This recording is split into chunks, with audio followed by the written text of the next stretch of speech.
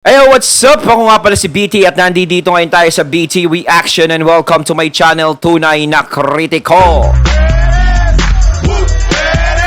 At meron po tayong panonooring video ngayon. Ito po ay nagmula kay Artista Life Updates. Sa mga hindi pa po nakakabisita sa channel ni Artista Life Updates, bisita na po kayo mga katunay. At kung hindi pa kayo nakakapag-subscribe, syempre mag-subscribe na rin po kayo mga katunay kay Artista Life Updates. Ayan ha, bago ang lahat, nais ko nga palang magbigay ng shout out. Ayan ha, kay user DO9CB1E L6U. Ayan. Ayun mga number tsaka letra. Yun, watching from San Fernando, Pampanga. Ayan, shoutout po sa inyo mga taga San Fernando, Pampanga. Ayan, galing ako dati dyan eh. Napakaganda dyan sa lugar na yan. At saka yung buro, no? Yan ang usong-uso dyan, yung buro talaga. No? Napakasarap daw niyan. Meron nagluto nun pero hindi ako nakakain eh. Pero gusto ko pagbalik uli sa Pampanga is makakain ako nun. Masarap daw yun talaga. Yung buro na yun. Talagang tako ko pagkain na naman pinag-uusapan. Ayun, syempre, huwag nyo rin po sana nakalimutan na mag-subscribe dito sa channel ko sa Tunay na Kritiko sa mga hindi pa nakakapag-subscribe and click the notification bell para maging updated po kayo sa mga reaction videos na aking ilalabas. At huwag na natin pagtagalin at sabay-sabay na nating panoorin ang laman ng video na hatid sa atin ni Artista Life Updates at bibigyan natin ng reaksyon. Pasok! Hello mga ka-legit Dower Cards! Another updates po tayo ngayong araw ng Friday kung saan nabalitaan nga natin na lahat daw di umano ng kinakausap para sa collaboration ng Eat Bulaga ay mukhang wala pong development ang lahat ng yan. But before that, if you haven't subscribed yet to my YouTube channel, please don't forget to like, share, and subscribe at hit mo na rin ang notification bell for more showbiz updates. And please don't forget to hit the all para ikaw ang unang-una makakapanood sa lahat ng ating mga updates. Bago nga tayo magpatuloy sa ating updates ngayong araw, of course, nais ko po muna magpasalamat sa lahat po ng mga legit viewers, subscribers, legit Dower Cards natin na lagi nag-aabang at nakaantabay sa lahat ng ating mga updates. Maraming salamat po sa inyong panonood at pagsubaybay. At eto na nga, no, pinag-uusapan po ito kasi kung matatandaan po ninyo, nagkaroon tayo ng updates po sa inyo kung saan ito pong tape Bulaga or Tape Incorporated daw di umano ay naghahanap po ng ka-collaboration para po sa kanilang programa kasi umi-ere sila ng almost 2.5 hour dito po sa programa ng Tape, no? Dito sa GMA7. At alam po nating lahat, evidently, na talagang makikita natin na medyo bumababa po yung mga numbers of advertisers na nag-a-ads po or parang naglalabas ng mga advertisement sa kanilang programa. Although lahat ginagawa nila, pati nga ang Kantar Media, pinausap na nila para lang maglabas po ng magandang rating para sa kanila at mapabango yung kanilang kredibilidad dito po sa mga nasabing advertisers. Pero syempre, mas nagre-research din kasi ang mga business-minded kasi ang mga advertisers na yan at alam nila kung ano po yung legit, no? At dahil po dito, Tama! No? Nagre-research talaga yan kung sino man yung mga kinakausap nilang advertiser. Siyempre, nakaikot pa sila sa issue niyan eh. Kumbaga, susugal ba ako dito sa programang ito na alam ko na maraming naiinis. Sorry for that word, pero totoo naman talagang nangyayari yun. Diba napakaraming issue ang nangyari simula nang nawala ang TVJ dyan. At dumaan yung mga kaso dyan, yung palitan ng kaso. Diba? Naaapektuhan ang programa dyan sa Tape Bulaga. Pero ang programa ng EAT ay hindi naaapektuhan. Patuloy sila na namamayagpag, sinusuportahan ng tao. Kasi mas pinapakita kasi dito sa kabila ng Tape na talagang nagmamatigas sila, wala silang pakialam sa magiging reaksyon ng mga tao, sa galit ng tao sa kanila. Pero kung may pakialam sila doon at nakikita talaga nila yung nagiging resulta ng mga nangyayari, is mapapag-isip ka na hindi hiyang sa atin itong pangalang Eat Bulaga na to. Huwag na natin ipaglaban to. Ibigay na natin sa kanila para matapos na tong issue na to at makapagpatuloy na tayo. Kahit ba sabihin sa inyo na tape it Bulaga, ganyan, ganyan, kayo ang nagpondo dyan, kayo na!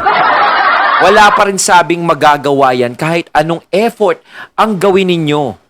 Kasi hanggat nakatago kayo, hanggat katabi niyo yung pangalan ng Itbulaga, is ang mukhang makikita dyan, ang Tito Vic and Joey. Hindi mawawala yan.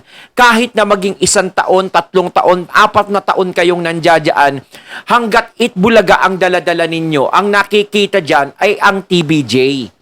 Hindi yung mga bagong lumalabas dyan. At hindi naman yan yung tinalaga talaga na makakapalit ng TBJ.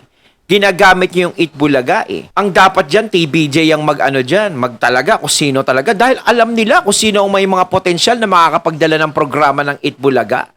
Hindi kayo. Sa mga circumstances and problems that they encounter right now, naghahanap po sila ng ka-collaboration. Kasi nga, di ba, kung 2.5 hour po silang umiere dito sa GMA7, possible po yan na mas mababawasan po sila ng oras. Kaso nga lang, ang problema, kasi alam naman natin na almost 50 million ang binabayaran nila monthly para dun sa kanilang Ang mahal, airtime, bigat yung black nun, time agreement po nila dito po sa GMA. At naiulat na rin ng ilan sa mga news na parang nalulubog na sa utang, no? Sa kanila pong upa dito po sa GMA7. Kaya naman ang hinahanap nila, yung makakahati nila sa gastusin. Kaso nga lang, yung mga kinakausap po nilang gusto nilang makakolab, hanggang sa ngayon ay nakabinbin pa rin. Kumbaga, Dadamay nyo pa ako sa problema nyo, parang gano'n. Pag may nag-aalok sila na gano'n, makikisosyo ka naman. Ayoko nga, dadamay nyo pa ako. hindi pa rin po talaga, umaga nire-reject po yung mga offer na binibigay po nila kasi hindi sila nagkakasundo when it comes to financial status. So, yun po yung problemang kinaharap nila ngayon. So, possible, wag na tayo magtaka kung mababawasan po yung airtime nila para po sa collaboration po na kanilang mahanap kasi parang hindi ata nagkaroon ng nagkayarian dito po sa It's Showtime na gusto po sana nilang makakolab. So, antayin natin yung mga videos na yan, dahil talagang sunod-sunod na nga po ang problemang kinaharap po nila. So, dahil dyan, narito naman ang inyong Talagang hindi hiyang sa kanila. Pangit ang pasok ng Itbulaga sa inyo. Pangit ang pagpasok nyo rin dyan sa Itbulaga. No? Talagang hindi kayo nakakaramdam. Dapat nararamdaman nyo na yan eh. Hindi buenas ang ganyan na yung pangalang Itbulaga pinag-aawayan o pinag-aagawan. Alam ng Itbulaga kung kanino siya. Di ba? Kahit tingnan mo yung Itbulaga na pangalan, no? Kahit pangalan lang siya, para siyang gumagalaw. Para siyang nagdidikta na hindi kayo yung amo ko, hindi kayo ang nakabuo sa akin. TBJ ang may-ari sa akin, hindi kayo. Kaya layuan nyo na ako, please lang. Hindi ko na kayo mahal.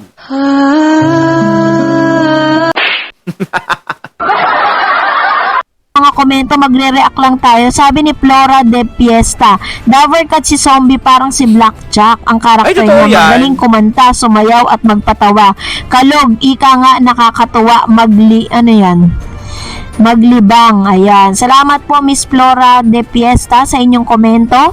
At another comments coming from Miss Araceli Silva. Okay talaga si zombie. Ang gusto ko sa kanya, pati galing niya, magdala ng damit. Talaga namang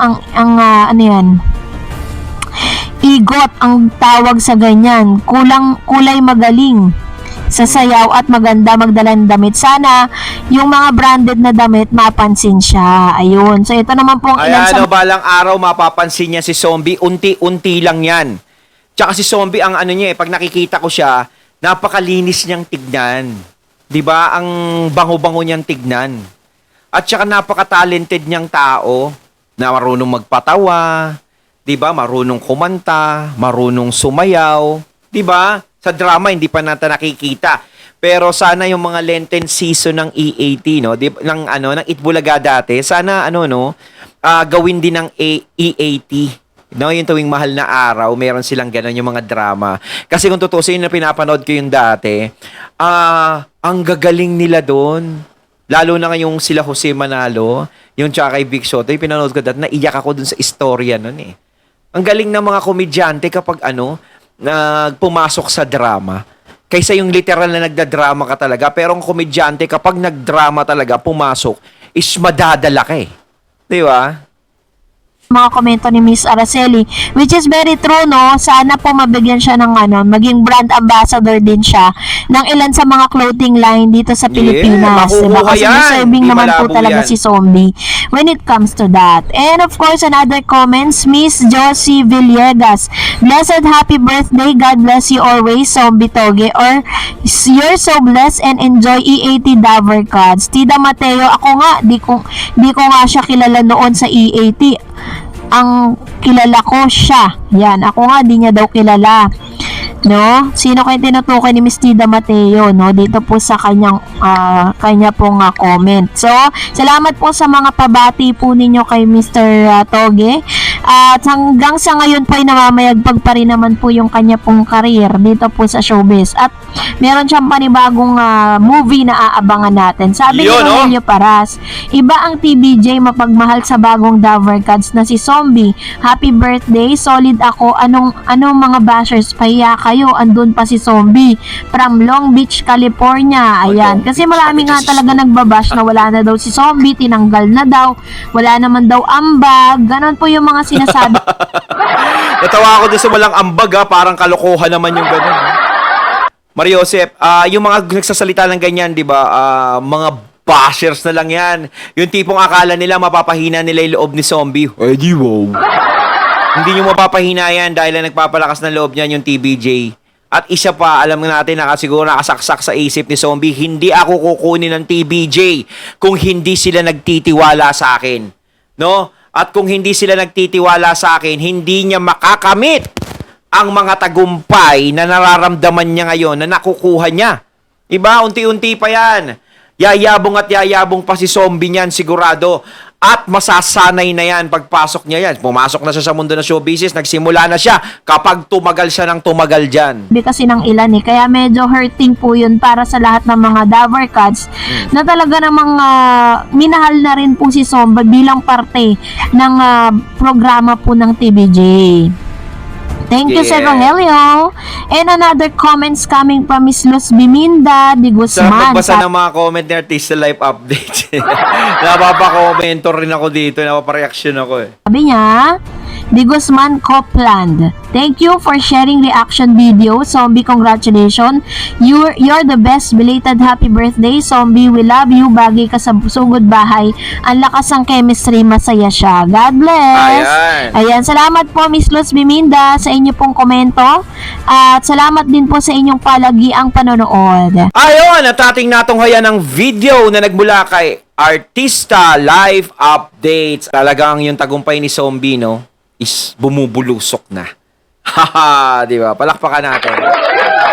At yung tape, bumuburudok na. Kaya mga katunay na masasabi nyo tungkol dito, comment lang po kayo. So once again, I'm BT and I'm out. Peace!